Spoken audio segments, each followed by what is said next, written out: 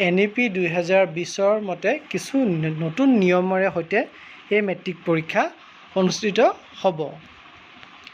প্ৰথমবাৰলৈ মেট্ৰিক পৰীক্ষাত OMR চিটত পৰীক্ষাৰ্থীয়ে উত্তৰ দিব লাগিব।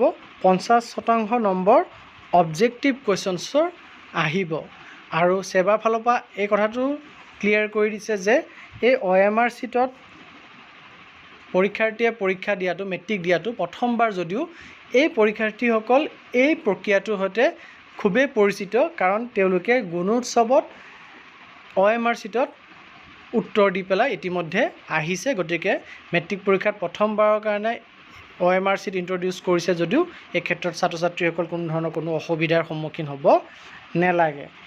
50% মাৰ্কছ আমাৰ অবজেক্টিভ আহিব, OMRত দিব লাগিব। বাকী 50% মাৰ্কছ আমি পূৰ্বৰ দৰে উত্তৰ বহীতে প্ৰশ্ন উত্তৰ লিখিব লাগিব আৰু ইয়াৰ বাবে 16 পৃষ্ঠাৰ উত্তৰ বহী যোগান ধৰা হ'ব পৰীক্ষাৰ্থীসকলক।